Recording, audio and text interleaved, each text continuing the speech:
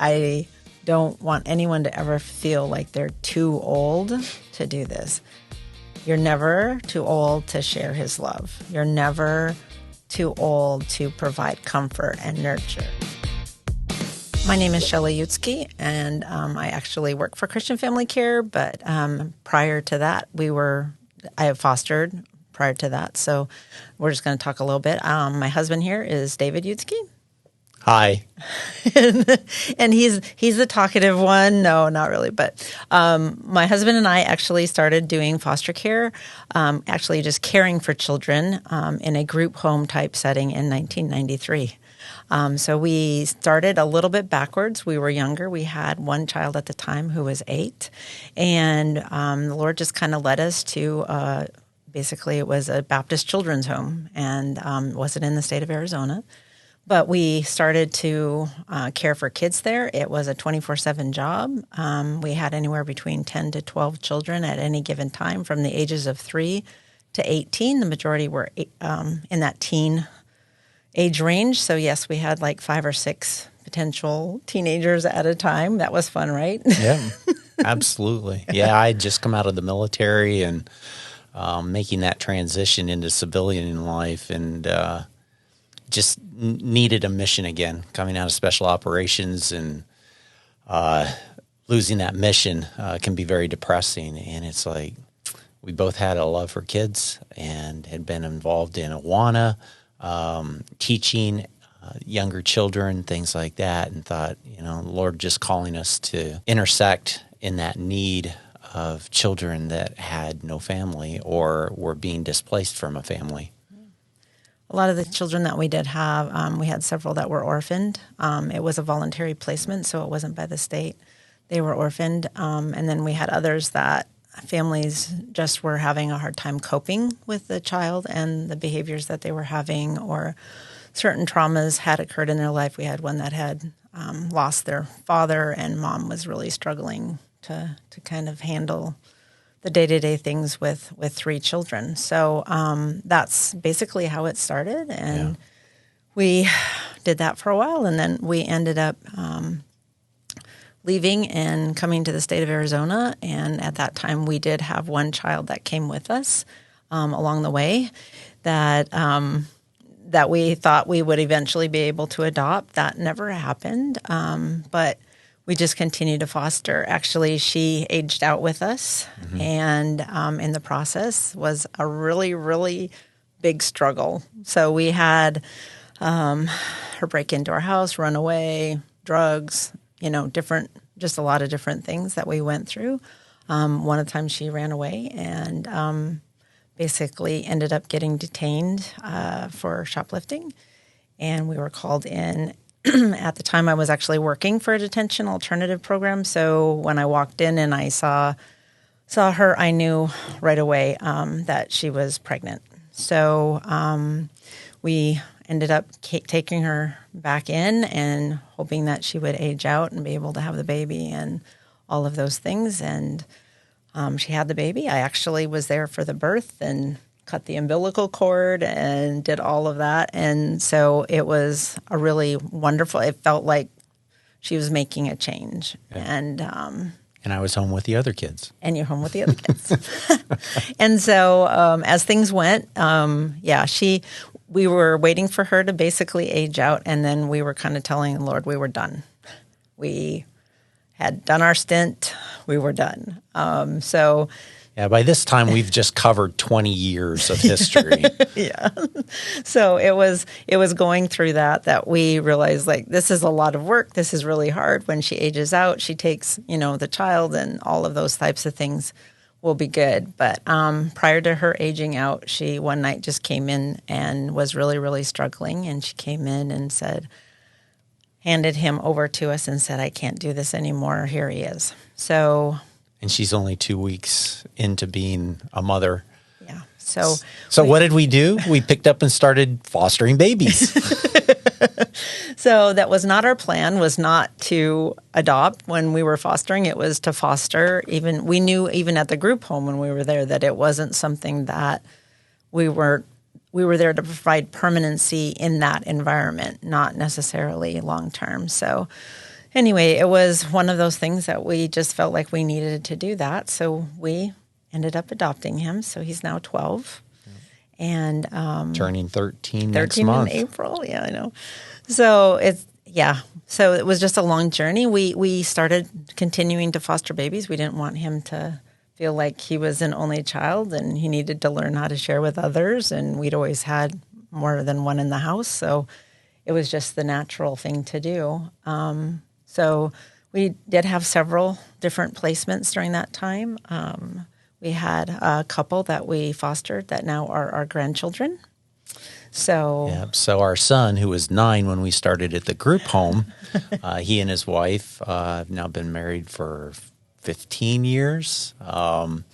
And they came to us one time when we had a couple of kids because we said, any baby that comes into our home, they are either going to have a place to go or they will be in our home.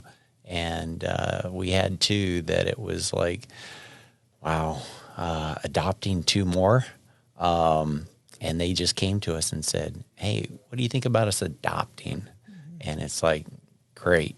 They had been over to the house a lot, obviously, family Live dinner. close. So they kind of, they were like 10 minutes away. So they had really kind of almost grown up with them, or that attachment was already there. So, so the first one was actually our very first placement, who was supposed to be 1 month old, and he was 1 year old when I picked him up from the DCS office. That was a surprise. And then, and because of the closeness of age, he's going to be turning 12 this year. Yeah. I get all the ages mixed up. Yeah. So ours will be turning 13, and he follows closely behind it at 12 in June. Yeah. And so there's they act, when we get together as a family, they act more like siblings than they do uncles and nephews and nieces. It's kind of funny. Yeah. So one of the reasons, like I said, we weren't in it to adopt. And in fact, we had the 2 that we just kind of said, oh, will you adopt? And they said yes. So that was great because then we got to still be around. And but we thought, well, you know what? There's a lot of Native children out there that are needing a home, and just as a foster home. And there's a lot of stigma that goes along with working with the tribes. And so we were like, well, we're not in it to adopt. So sure, we'll take an infant baby. We'll take a 2-year-old Native child. Yeah. And so we started doing that, and it was a different experience, but it was a good experience because we already had the mindset that what we were in there for was to minister. It was almost like being able to minister to another country in some respects. Yeah, I mean, and from that aspect, my mom grew up on the reservation in Northwest Montana, and I spent practically every summer up on the reservation with my mom's side of the family. And so, it was nice in one way to get back into being with Native American indigenous people.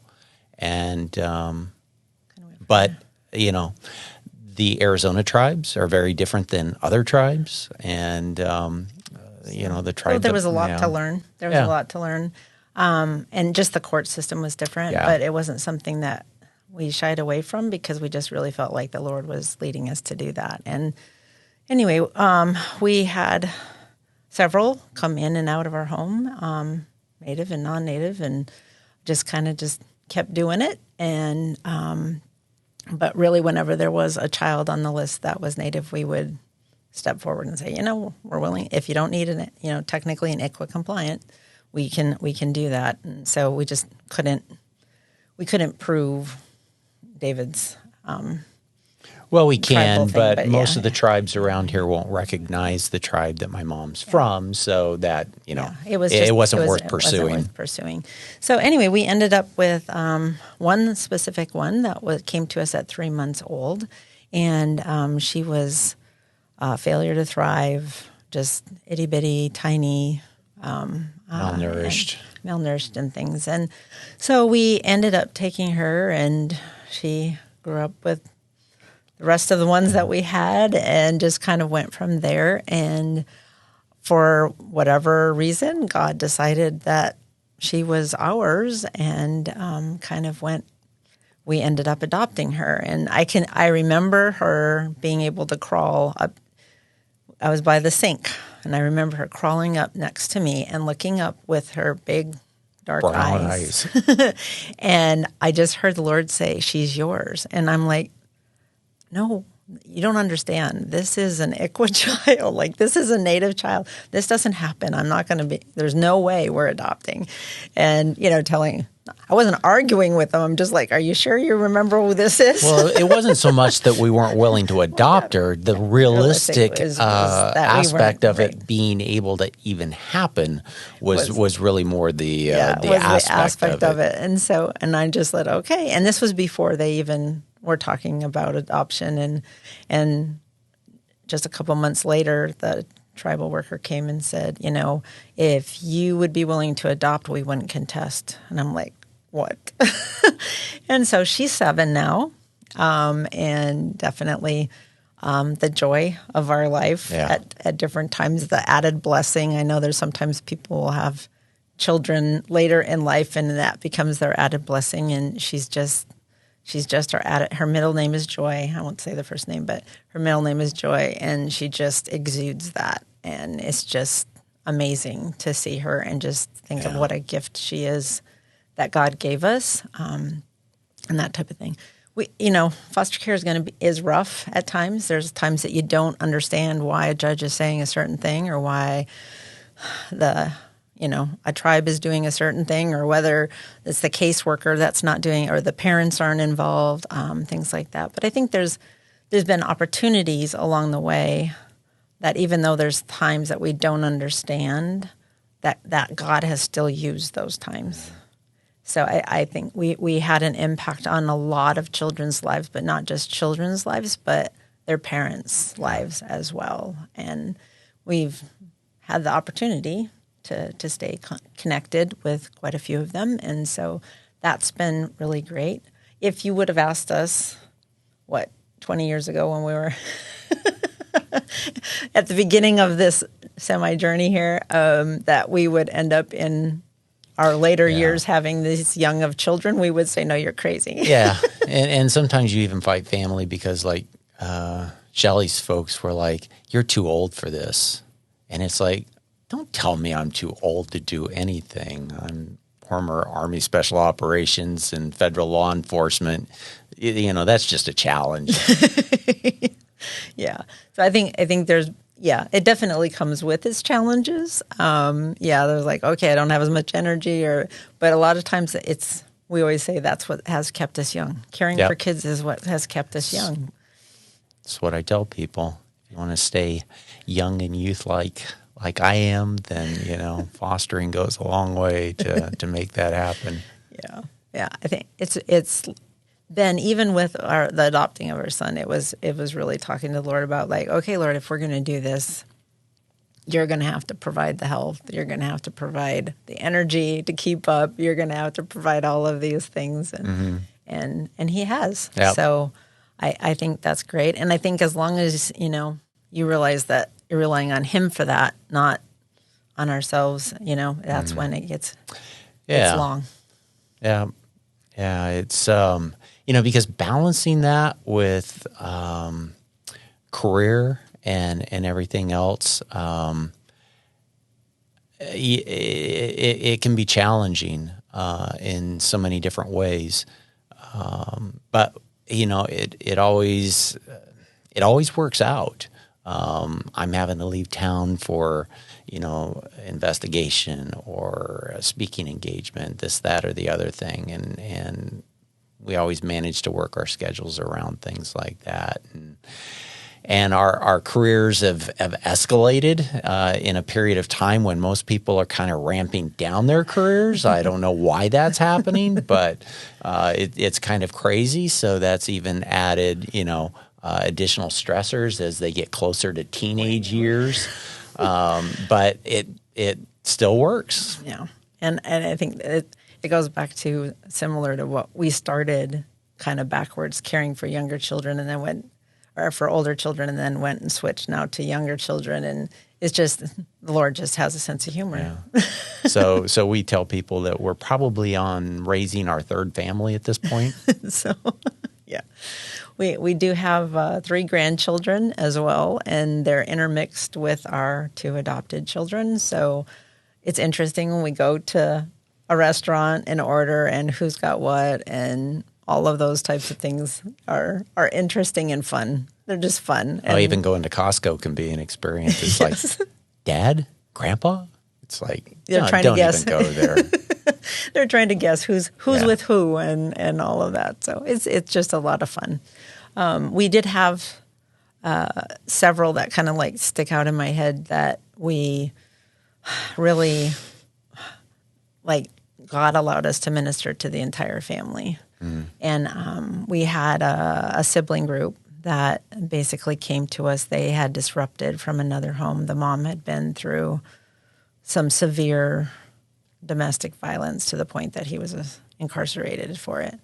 And she was a teen mom besides.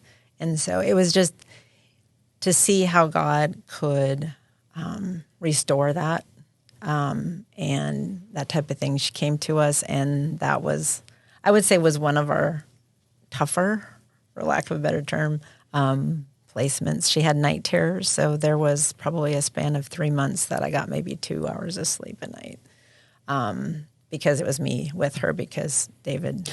Yeah. Yeah. Typically, I take care of the babies at night, but she was very fearful of men. And so it was a difficult time. But through all of that, she wouldn't sleep in her own bedroom. Nighttime was very traumatizing for her. And so we worked with her. We had a lot of people praying and that type of thing. But we were able to have the mom come to our home, have meals with us, went to church with us. It was a lot of times in those night terrors that I didn't have anything else to do but just to pray over her. And I think it's interesting that as time went on, she actually really, really bonded, and she'll ask about David more than me now when we make calls and things. So it's interesting to see how God can restore that. And the mom's doing well and has other children, is married, and that type of thing. But whenever there's something going on in her life, the mom's life, she knows to call us, and the kids will say, "We haven't talked to Shelly and David for a long time," and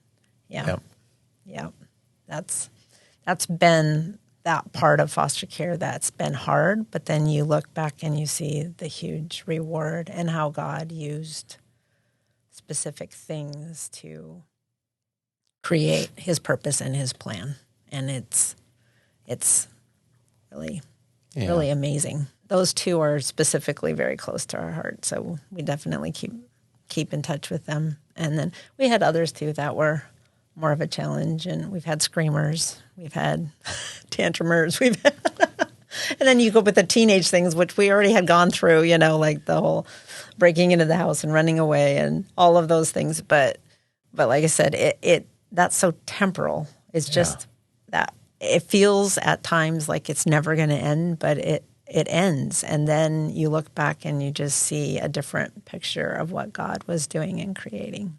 And I think that's part of what He's doing in each of us. Mm-hmm. Yeah. I was going to say, I've always told foster families, if you want to grow in the Lord, this is the ministry that's going to do that, because you have no control, minimal. And you have a child placed in your home that you know nothing about. Only God knows that child. The parent situation, the family dynamics of that home, that's all things that you have no idea and no control over, but yet God does. And I think it's interesting that so many foster parents get frustrated with the kids. But, when they look at themselves from God's perspective of their life,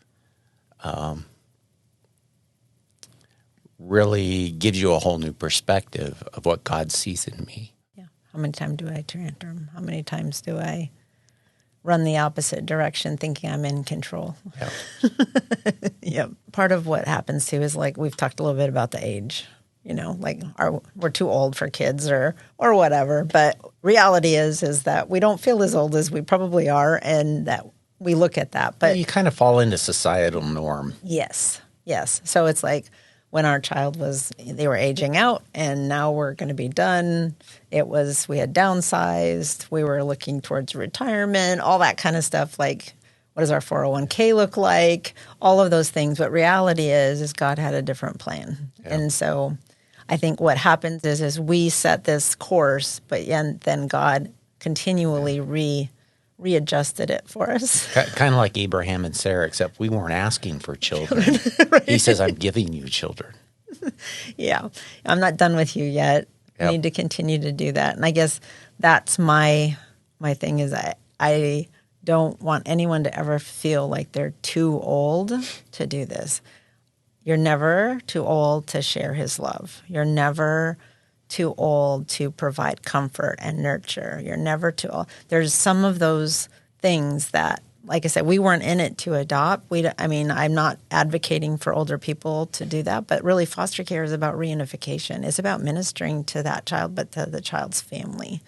And I think that's kind of the turn for us was we weren't in it to adopt. We were ready to be done.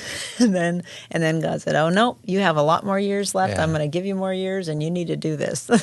Well, and I think that's a special place to be is to, for God to say, I'm not done with you yet. Mm-hmm. Yeah. Because that's what your purpose, that becomes the purpose. So even though we're not fostering now, we still talk about getting back into it. I know that's crazy. But it's been so much a part of our life. It's been a calling. And I think it's difficult for others sometimes to understand at times. But I think it becomes not about us. It's about that child. It's not about us. It's about what God wants. So it comes back around to just being available to be used by God in miraculous ways. And I mean, even my parents, so for our first one that we adopted, it was like, you probably shouldn't be doing this. You're getting old, all that. But with our second one, when I told her like we're going to adopt, she was actually excited. They were excited. They were like, "Oh, that's just so great." And this is, they're like 8 years apart. So 7 years apart. And so it's interesting that they've even seen that, and they're the ones helping us out today and picking up and dropping off at school and that type of thing. And they're in their 80s, so they're continuing to share support. Mm-hmm. Yep, his love. So it's like I said, I realize it's not for everybody, but sometimes we put ourselves in a box too. We put God in a box and we put ourselves in a box. Yeah, so many people think when you go into ministry, it has to be with adults, but sharing God's love is extra special with kids. Yeah. Yep. Because they see things differently and they get them different. Yep. And what some of these kids have gone through that's what they need. They need his love. Mm-hmm. Yeah, even Christ took time away to be with the kids. Mm-hmm. Yep. So we're just doing a little bit of the opposite. We have kids, but we're going to continue to foster. In fact, our 12-year-old is like, so when are we going to foster again? And yeah. So, and I think that's what's cool too, is that hopefully it's a generational thing. Mm-hmm. Even the fact that our son and daughter-in-law have adopted is just allowing them to see the impact that they can have. Mm-hmm. That's, again, that's the ministry part. I think where it comes in is that it's, you can donate, you can do all of these things, but to actually have a fingerprint, I guess, on a child, for lack of a better term, is that part of it where the more you're able to do that direct care, whether it is mentoring, whether it is, something through your church, it's a project and you go and help out, a family that's in need, that has kids. It's not just about those kids that have been removed, but there's a lot of other children out there and families that just have different types of needs that go unseen. And then with Christian Family Care specifically, we have counseling. There's some family coaching. We have just a lot of different things, and we really try to equip our families so that they're ready for that. Our assessment process is really good in the fact of we are here to preserve the family, not break it up. And I think that's one thing that I've seen over the years is that foster care will either divide a marriage or will make it stronger. Well, and I thought it was interesting that Florida is now trying to pass a law with regards to the ongoing trend around fatherless families. And I'm thinking that is probably the worst space that you could try to create an environment to fix a problem in families today, and that's fatherless families, is through legislation of the state. I know their heart's in the right place, but the fact is that's why God put the church here, is an extension of his ministry. Yeah. So I think it's really, well, even in the example with the little girl with the night terrors, it's difficult because her idea of who a dad was far different than what we provided in our home. And so it's that modeling of something different and better that kind of becomes that process of trying to figure out, not all men are bad. And I think, it goes back to, we look at God as being our heavenly Father. So what does this little girl look at to be a father? When she hears Heavenly Father, she's not thinking of something wonderful. She's thinking of something that causes her harm and terror. So I think it's those types of things that and we can reverse it to moms. We have other kids that have had issues with moms, and so then he's had to take over. And so I think it's interesting how God can use just how you model a family that directs them to how caring and loving he is. So if you have any questions, feel free to reach out to Christian Family Care. We're here to help support you along your journey, wherever that may lead, and that's at cfcare.org. Yeah, I mean, when we got started, it started with asking questions, going to different conferences, calling and writing to different agencies. What's this all about? What does this look like? So if you don't ask the question, don't get the answer. No, you won't get an answer. You'll just always wonder.